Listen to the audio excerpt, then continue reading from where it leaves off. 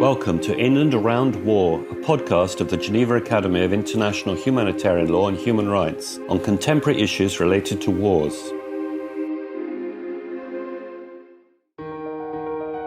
Episode 2 discusses universal jurisdiction, which offers a promising ground for prosecuting perpetrators of international crimes.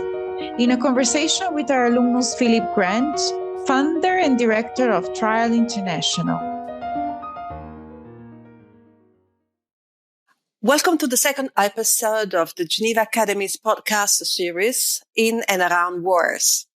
I'm Paola Gaeta, and I'm a professor of international law at the Geneva Graduate Institute, and I also teach international criminal law at the DLLM program of the Geneva Academy. Today, I'm co-hosting the episode with Srovin Coralli. Welcome to the episode 2 of the Geneva Academy's podcast. I'm Srovin Coralli, and I'm a teaching assistant at the Geneva Academy, as well as a PhD student at the Graduate Institute. Today's episode will be on international crimes and universal criminal jurisdiction. Before introducing our guest, it is perhaps useful to clarify what we mean by these two terms. Indeed, Paola. So international crime is a term that is frequently used to describe one of the so-called core international crimes, which include war crimes, crimes against humanity, genocide, and aggression. But at times, this term, international crime, can be also used to cover some other offenses, such as, for instance, torture and enforced disappearance. What really matters for an offense to be considered as international crime is that these crimes are punishable even when they are carried out in accordance with the national law or pursuant to the order of a government or a superior. Indeed, Anna, and since these crimes are often committed by authoritarian regimes against their own people or anyway by state officials in furtherance of a state policy, there is often the risk of impunity. In some other scenarios, the risk of impunity may stem from the fact that these crimes are so massive and widespread that the national courts of the state where the crimes are committed cannot cope with them. And it's really with the aim of addressing the risk of impunity in case of most serious crimes that in some circumstances, the courts of other states can step in and prosecute those responsible for these crimes under the so-called principle of universal criminal jurisdiction. To discuss the relevance of universal criminal jurisdiction for the punishment of international crimes, we have today the immense pleasure to host Philip Grant, the founder and the executive director of Trial International. This is a non-governmental organization fighting impunity for international crimes that is based in Geneva. And as all other guests in our podcast, Philip is also an alumnus of the Geneva Academy. Welcome, dear Philip. We are very happy to have you with us today. I'm very glad to be with you as well.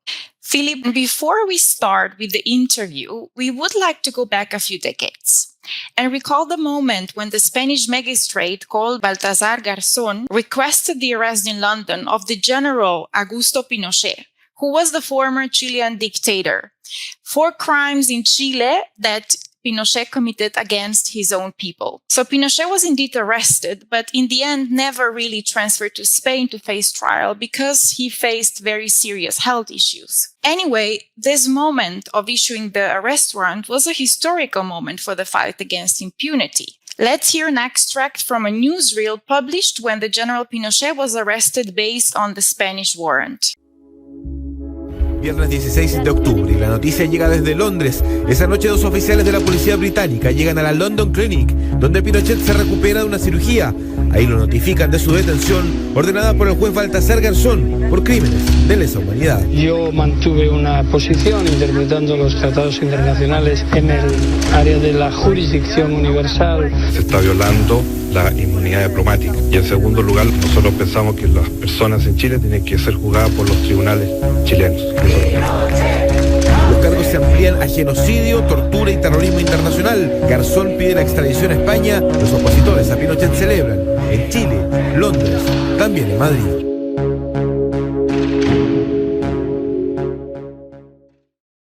So, Philippe, the case of Pinochet is indeed known as the example of universal jurisdiction. It was also very controversial because Augusto Pinochet was not present on Spanish territory at the moment when the Spanish authorities requested his arrest in London.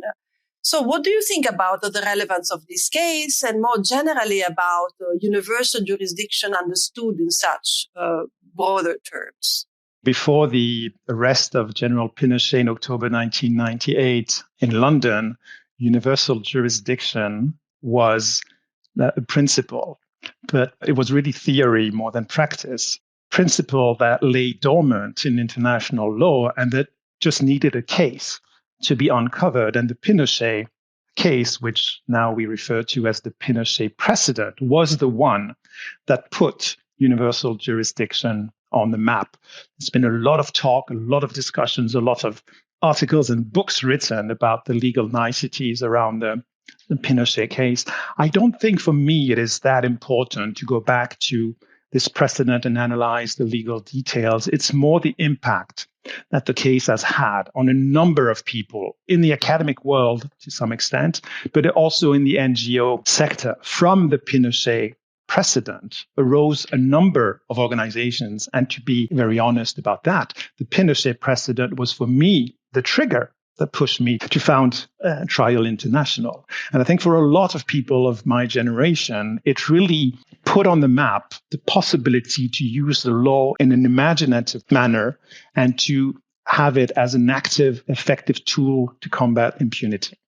Yes, indeed. And it was highly symbolical because of the fact that what was finally done was the arrest of a former president and dictator of a country. And therefore, this was not really something that was done before, no? It was the first time. It was the first time, and the case never went to court. And I think that's one of the lessons. It's not because you lose a case that you cannot make huge steps ahead. Without the Pinochet precedent, we would not probably have had all the investigations and trials that have happened since, some of which have landed former heads of states in prison for life, and some which are still ongoing and probably picking up pace in the recent years. Philippe, back to the question I've asked, not only the importance of Pinochet, there was indeed the second question, what do you think of the, let's say, broad understanding of universal jurisdiction? Because it's true that Pinochet was not finally transferred to Spain, but if I'm not mistaken, he stood trial in Chile in the end. I think he died before he could be judged. He died before, but the immunity were lifted in Chile. But it is a fact that in the legal debates, there has been a lot of discussion concerning the fact that the Spanish law at the time allowed the possibility to ask for the extradition and request the arrest of a person who was not present on Spanish soil, and the accused had committed crimes against own people. They were victims of double nationality, both Chileans and Spanish, but the legal basis for requesting redress was really universal criminal jurisdiction. You have a number of situations that are different. Some international conventions, the UN 1984 Convention Against Torture, or the 2009 UN Convention Against Enforced Disappearances, make it actually compulsory for states to exercise jurisdiction when a suspect is present on the territory, even though the crimes were committed abroad. For other crimes, international law does not provide for the obligation to investigate and eventually prosecute the suspects, but leave that to national law to define what the conditions can be. International law, hovers above these cases and provide for a number of principles, some of which are based in human rights conventions and must be, of course, respected by states, the rights of the defense, for example. Others are in the realm of immunities that must also be respected. But for the rest, it's up to states to decide how and when they will and can exercise universal jurisdiction. In Switzerland today, the presence of the suspect would be necessary to open up a case. In France, the presence of the suspect is important to open up a case on torture or enforced disappearances, but the residence is required for war crimes. But other states have defined it otherwise, and some can open up investigations without even the suspect being present. It's another thing to understand whether the suspect must be present if the case goes to trial. But to open up and starting to exercise its jurisdiction, it's up to the states to define the conditions. You clarified very well that universal criminal jurisdiction has no single definition, but rather can mean different things. And at the end of the day, it really depends on the state how they decide to assert it in its criminal laws. Now, I want to bring you back to the moment when you said that the Pinochet case somehow triggered the creation of TRI International. So this makes me think that you do perceive universal criminal jurisdiction as highly important. And I wonder whether you could explain to us and to our listeners, why do you think universal criminal jurisdiction is so important? Why does it matter? I think you've hinted at that a little bit with the introduction. Crimes under international law are unfortunately widespread, and the number of cases that are being brought to court are very little, represent a fraction, a small percentage of the crimes. If you only relied on the states where the crimes were committed, those numbers would be ridiculously low. Universal criminal jurisdiction, along with other mechanisms, international courts, for example, allows to bridge a little bit of that impunity gap. And I think it holds a lot of potentialities for victims who are frustrated at home and who cannot see justice being delivered in their own country, to take a look outside and rely on systems of law which can, under certain circumstances, deliver justice for the crimes they have suffered. Philippe, I would like to take the opportunity of your lapsus, of the frustration of the victims abroad for obtaining justice, where you meant frustration at home. But there is perhaps the detractors of universal criminal jurisdiction often also make the case that it's highly difficult for courts in foreign countries to prosecute crimes which were committed far away because of the problem of evidence gathering and other obstacles that might be faced by the prosecuting authorities. What do you think of these critical remarks? I think we would be lying to ourselves if we thought universal jurisdiction was just a magic wand and could bring about, dozens and hundreds of cases and rulings.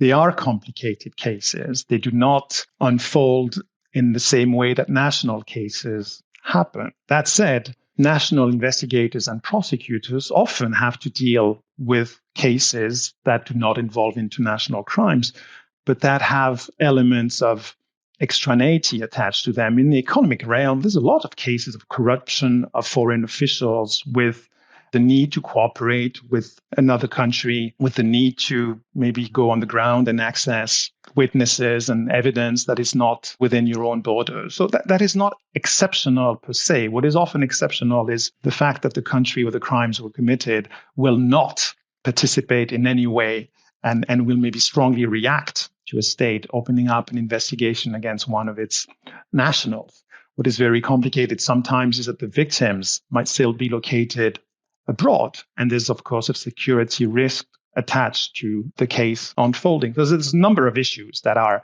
really complicated. How to deal with them? I think there's two solutions to a large problem, but two pieces of the puzzles are, first, setting up of war crimes unit, of specialized units within the judiciary, within the investigating authorities of the countries exercises universal jurisdiction, meaning basically that you have people who are specializing in that type of investigations and who can understand foreign context better than just an ordinary investigator or prosecutor, and that can link up and cooperate with foreign authorities in these complex investigations. So I think we've seen in countries who have set up and who are staffing correctly war crimes units that actually they yield a lot of results. A lot of cases and a lot of convictions have been obtained in countries functioning war crimes units. And the second point is the role of NGOs, which is absolutely crucial in these cases.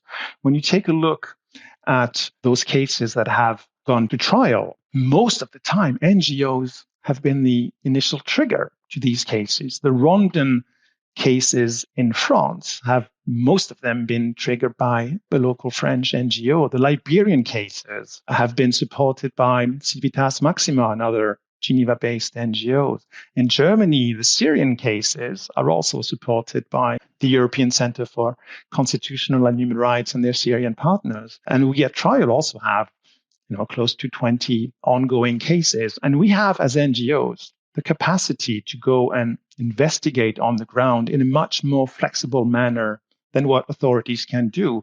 We are in the privileged situation that we don't need to have necessarily the agreement of the state where the crimes were committed to go on the ground and bring back, expert testimonies, witness statements, organize even the coming of witnesses to meet with the prosecutors and the investigators ought to be present at trial, but also to organize, for example, psychosocial support, to be there at the side of the victims who have gone through horrendous episodes in their life and who might fear suffering re-traumatization. It's very important that private organizations be at their side to support them in their quest for justice. So I think war crimes units and NGOs make it a little bit more feasible for such cases to go ahead. However, there is also some discussion about the use of universal criminal jurisdiction against the former leaders of even powerful countries. We know very well the story of the changes in the legislation in Belgium when the law on universal jurisdiction, there was an attempt to use it to bring to account leaders of powerful countries, Westerners, but also non-Western countries. So don't you think that there is a risk of having only the low-cost defendants facing trials under the principle of universal criminal jurisdiction with those in power escaping justice? I like to say that we have today universal criminal jurisdiction 3.0. Universal jurisdiction 1.0 was what happened after Pinochet. The hope that it was at last possible to bring just about any perpetrator to justice. And then that created a backlash. In Spain, in Belgium in particular, Western leaders who were, especially from the US or Israel, accused of massive human rights violations, put a lot of pressures on these countries to change their law. And we fell into universal jurisdiction 2.0, which were those years where nothing moved or very little. And we've seen a revival of universal jurisdiction, I think, with the Syrian conflict to a large extent, where also NGOs might have shifted a little bit their focus, going back to the basic, thorough investigations, well-prepared cases, not just going for headlines and trying to target heads of states and heads of governments. And we know that will never happen. We know they have immunity under international law, so those cases anyway cannot move ahead at all. But being more modest in the expectations of what universal jurisdiction might bring, setting our goals in a pretty distant future. I think it is by constructing one good case at a time, making sure states can rule on them, can lay out the principles, making case law, jurisprudence emerge, and making it more and more possible in the end to show also that you have now what it takes. The tools exist, not only to go after the small fishes, but slowly to go up the chain of command. Universal jurisdiction has allowed for pretty powerful people to be investigated and brought to court. Hissène Habré, former head of state of Chad, was sentenced in Senegal to life in prison based on that principle. We now have a number of ministers, including in trials caseload, that will at some point be brought to justice. There's a former minister of interior from the Gambia that is awaiting his trial, a former minister of defense of Algeria. Your response would probably be, that's very, very well. But what about Western leaders? And that's a difficulty. That's one of the big challenges. I think the NGOs, at least active in this field, are of the mind that we still have to obtain some of the framework, set it out, that it can, at some point, be able to take on more important leaders and military or civil from Western countries. We're starting to see a shift, I think, in the way some countries are investigating corporations. So citizens from their own states. You have the Lafarge case in France for crimes committed in Syria, the Lundin case in Sweden for crimes committed in South Sudan. You have a number of investigations ongoing in Switzerland against Swiss citizens for their participations in the crime of pillage, in Libya, in the DRC, in the Gambia. They're all Western citizens. They're economic actors. They're not political or military leaders yet. And we've seen a number of low-level perpetrators, even in the US, being brought to trial and being sentenced for war crimes. Going up the chain of command and bringing more senior Western leaders, that's something, for the next decade or even beyond, but we'll get to there.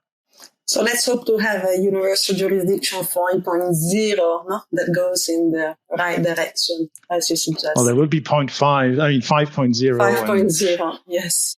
So, Philip, which tribunals, domestic or international criminal tribunals, are better placed to adjudicate cases of international crimes? And to give you a very concrete example, we have heard in the news, but also in different academic discussions, that since the Geneva Conventions obliged states to prosecute war crimes on the basis of universal criminal jurisdiction, that any states in the world could basically prosecute war crimes that have been committed in Ukraine. So what I wonder is whether you believe that this is desirable, or is the International Criminal Tribunal better placed to do the job in this regard? We've seen with the Ukraine conflict and the Russian aggression, a lot of states stepping up to the plate and announcing that they will resort to universal jurisdiction. Romania, Lithuania, Poland, Slovakia, a number of countries have already announced that they would open up investigations. Without a suspect, you don't go very far. So I think the efficiency of those investigations and eventual prosecutions will be pretty challenging, at least in the short run. The Germans are still putting on trial former Nazis, 102-year-old guards in concentration camps, 80 years after the fact. So those cases are here to last. But I don't think necessarily at this point you will have a lot of efficiency from universal jurisdiction with regards to judging Russian or Ukrainian personnel who might have committed war crimes. There's another obstacle, which is the fact that some people enjoy immunities under international laws. Basically, that would apply to the head of state from Russia. He is immune from being prosecuted by other states. Only the ICC, the International Criminal Court, could actually deal with a case that would involve Mr. Vladimir Putin. And I think when you're talking about that level of people, it is probably much more legitimate to have an international court being able to investigate and take on those cases. But let's not forget that there's a third piece of the puzzle with regards to accountability, which is the country of the place where the crimes were committed. Ukraine has already started to investigate, a few handful of cases out of the 30,000 cases that have been reported already, and trials have already been held. So I think there's a mix. You should not oppose one to the other. You should keep in mind the time factor. What we say today might be totally irrelevant in a month, and will certainly be completely different in a year, in a decade, or in 30 years from today. But Philip, what do you think it's challenging to resort to universal criminal jurisdiction provided for the Geneva Conventions of 1949 in the case of war crimes committed in a conflict such as the Russian and Ukraine conflict? Why do you think it is challenging? I think the main challenge is to get your hand on a suspect. I haven't heard for the moment that there are Russian military personnel enjoying vacations on the Spanish coast. Were that to be the case, I believe very strongly that NGOs will make sure cases are being brought and eventually treated by national authorities. It does not mean that it's impossible to adjudicate on cases while a conflict is ongoing. Germany, for example, has brought to trial a number of cases stemming from the Syrian civil war, including from both sides, from the governmental side and from the rebel groups. So it's not per se an impossibility, but without the suspects, your cases don't go very far. And the trying of the prisoners of war without respecting the legal standards set out by the Geneva Conventions can be a war crime in itself. That could give rise to individual responsibility for those taking part in these trials. Philip, maybe just a very quick clarification. What is your opinion on what has facilitated domestic prosecutions in Germany with regard to the crimes committed in the context of the Syrian civil war? What has been decisive? Was it really the contributions of the NGOs, non-government organizations, which you already mentioned, or was there something else that you would highlight?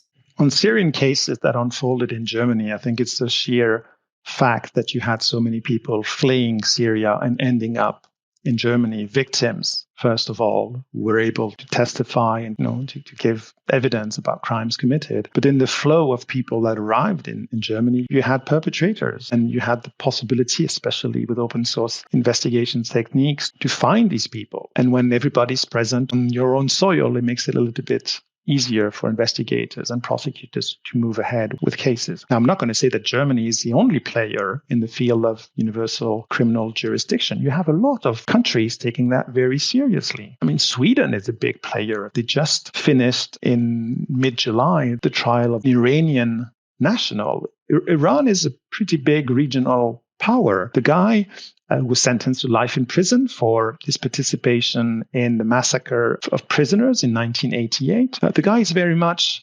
suspect. The condemned, Hamid Nouri, is very much a product of the regime still in place. That case was very interesting as well. He just happened to travel through the country. He wasn't even a resident. They snatched him at the airport. That's because you had a functioning war crimes unit. It's because you had NGOs in the background and dedicated lawyers ready to submit their evidence. There's a number of conditions that had to be met for this case to go ahead. But you have a number of cases unfolding in the Netherlands, in Belgium, in Finland, in Spain, in Switzerland. I think even in Italy, there's been torture cases, at least in the recent past. A country like Hungary, of all places, has held a universal jurisdiction trial for crimes committed in Syria. And we are also seeing, to a lesser extent, countries from the global south starting to work on similar issues. South Africa in the past, today Argentina has been taking on some cases from Myanmar. Argentina also has a case concerning Spanish citizens. And you see there the dynamics going around. People from the north being investigated because their country is not doing what it should, being investigated by a country from the global south. I think that's really interesting. So let's not focus on just one country. It's a shared responsibility of the international community. And we've seen that responsibility being shared by an increasing number of countries, resulting in the past years in an increased number of convictions. There has been dozens of people convicted by national courts based on the principle of universal criminal jurisdiction. But still, there is a fact that there are many states which really do not support universal criminal jurisdiction as a principle to prosecute these international crimes. And they are equally from the West and the Northwest countries. So there is the US usually, but also China and other powerful countries which do not support universal criminal jurisdiction. What do you think of this situation? Well, most countries, at least on principle, support universal jurisdiction when they ratify international conventions that provide for universal jurisdiction. Then when it gets concrete and you have one of your own that is being targeted, especially when it's a powerful person, it becomes a little bit different. And no, I agree with you. Dual standard is something that we must fight against. And I think I try to explain the way in which NGOs kind of operate today. I don't want to overgeneralize, but that's at least my position, is there's a lot of groundwork still to do before the system can be able to take on really more powerful people. But what we're seeing through the number of cases that have been already channeled through national courts is that universal jurisdiction today is really a thing. It's not just a principle. It's a tool that is efficiently used. It's a tool that is gaining in attractivity, that is gaining in legitimacy. The European Court of Human Rights has ruled on a number of cases saying there's no problem with universal jurisdiction, provided you respect all the other standards. The UN treaty bodies often refer to universal jurisdiction as a tool that must be implemented by states. Around Ukraine conflict and the Russian aggression, there's a lot of talk about how universal jurisdiction can be resorted to. So I think we're at a moment where this revival is really starting to go over the usual suspects, the usual countries that have been using universal jurisdiction. And it's kind of starting to spread.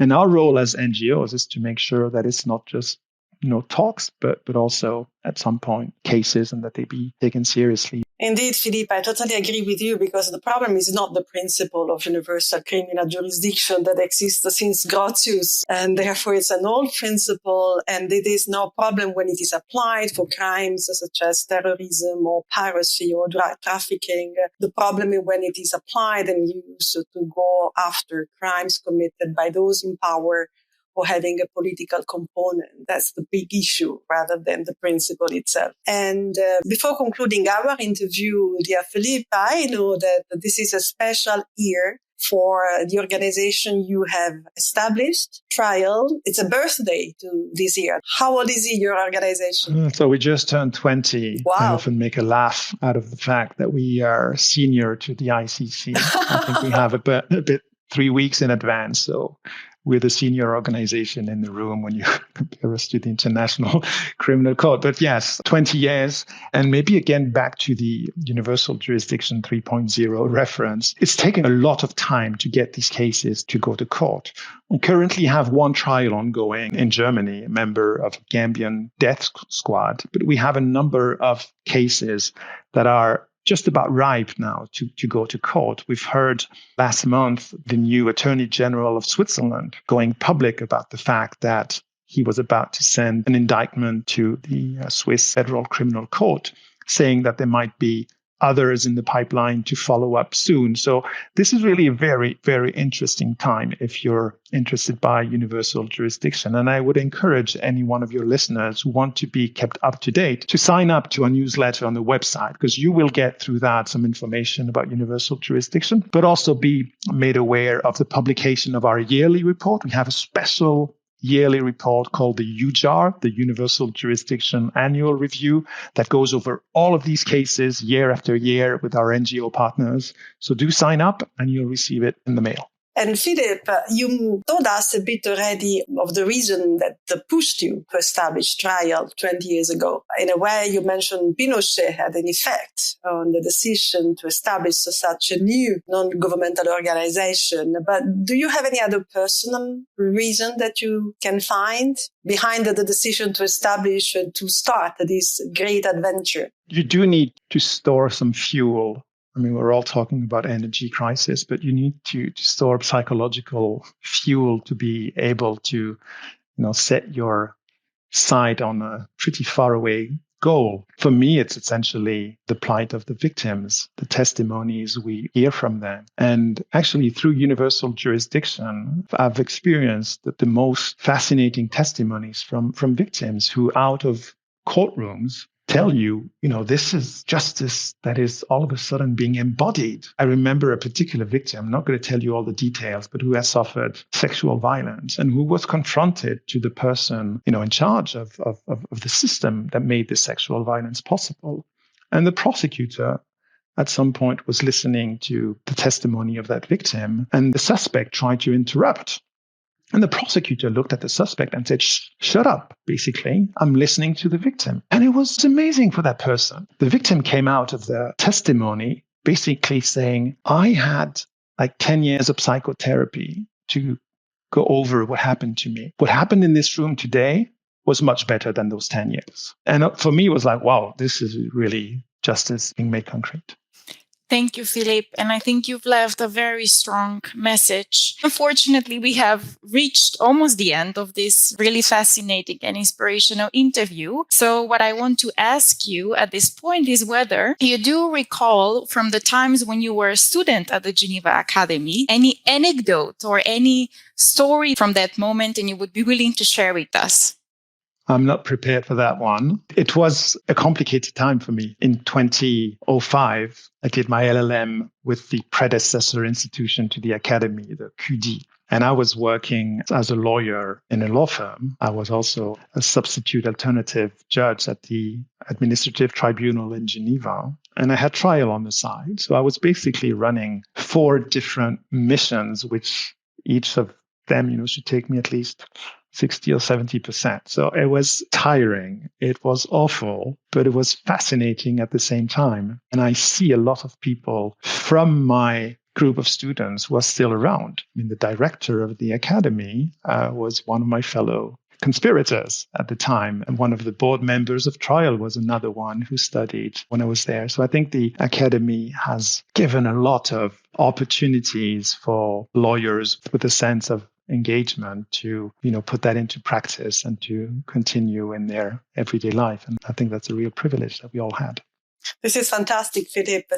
And thank you for this great interview. I would like to remind you that for those who wanted to know about the materials that we mentioned during the episode, all the relevant information will be found in the show notes of this podcast. And also let me remind you that all the episodes of the Geneva Academy's podcast are available on the website of the Geneva Academy, as well as on the usual platforms, iTunes, Apple, Google Podcasts, Spotify, and so on and so forth. So if you don't want to miss any episode, please subscribe to our podcast. Bye-bye and stay tuned. You've been listening to In and Around Wars, a podcast of the Geneva Academy of International Humanitarian Law and Human Rights. If you've enjoyed this episode, don't forget to subscribe and stay tuned for more inspiring conversations with Geneva Academy alumni. You can also check the Geneva Academy's website at www.geneva-academy.ch to find more resources and upcoming events on contemporary issues of international humanitarian law and policy.